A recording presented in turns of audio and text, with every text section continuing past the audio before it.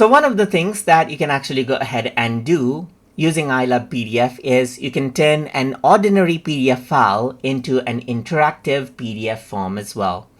So to do that, you can go around over here and choose PDF forms, or you can go around over here onto, let's say for example, edit PDF and go to PDF forms. And you can even go to all PDF tools right here, and then you can access out PDF forms from over here as well. Once that is done, you can go ahead and select out the PDF file that you want to turn into an interactive PDF file. And then you can go around over here onto desktop, let's say for example, and select out right here the form that you want to go ahead and convert. So you can go ahead and select and click on open right here. And once you do that, you can see that you can use the premium AI to detect out the form, or you can go ahead and add out the form manually, which I chose right here. So here you can see that there's different form areas right here, like first name and so forth. So you can actually go ahead right here and select out free text right here and draw out. Let's say for example, you can go around over here and you can see that there's the free text area, form area right here. So you can go ahead and type it in. Or now what I'm going to do is add in text field, let's say for example, and here what I'm going to do is add in a text field right here, just like this. You can go ahead and name the text field as you want and even add in the default value. So let's just go around and say first name right here, just like this. And I can say something like enter your first name right here, just like this, as the default value as well, and so forth. And I'm not going to bother much with the default value, so I'm just going to go ahead and create another text box right here. And this is going to be the last name right here. So let's just go around over here, and this is going to be the last name right here, just like this.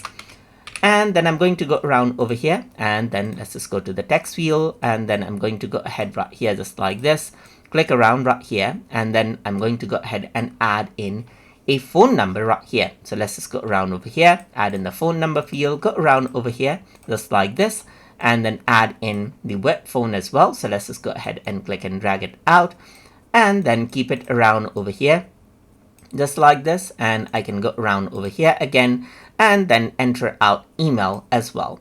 So this is what you have, as you can see. So there's like a person to email as well. So let's just go ahead and complete those out. So I'm going to add in another text field right here, just like this. And I'm going to go ahead and click and drag it, keep it right there, and then add in another text field right here. And then this is going to be the last name right here, just like this.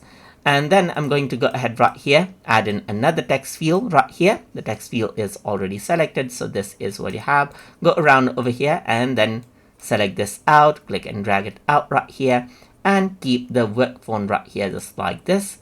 And then click and drag it out.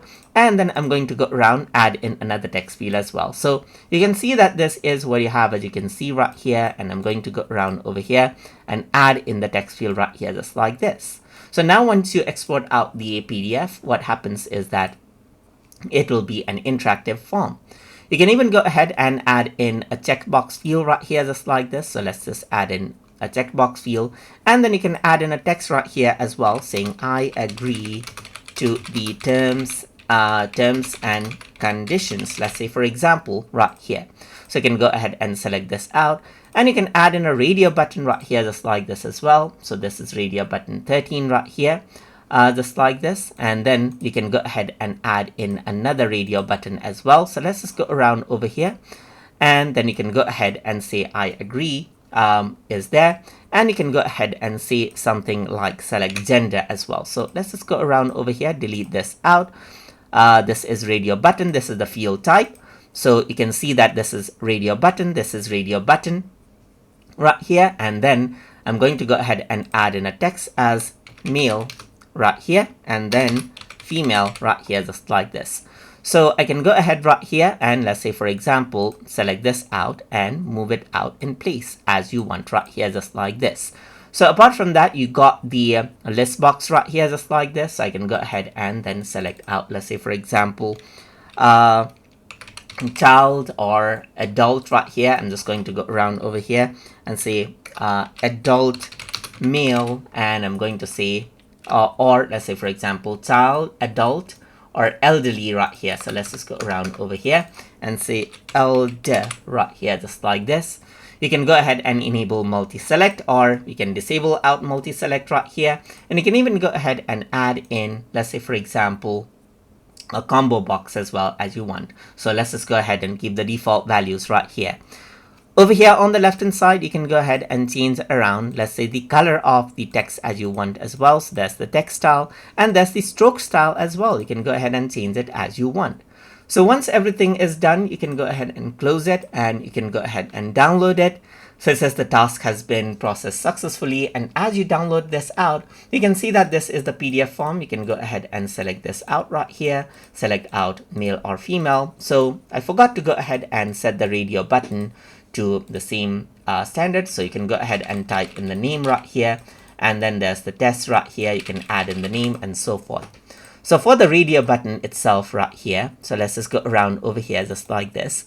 So you can go around over here onto edit form field right here just like this. So this is the field name right here, and then this is another radio button right here. So the field name right here is going to be, let's say this is 13, this is also 13, let's say for example. So once you go ahead and download this out now right here, you can see that this is what you have. So the field name should be the same for individual to be selected out, and then this is how it works.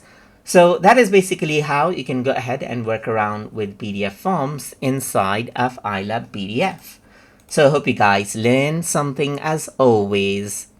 And as always, please like, comment, share, and subscribe.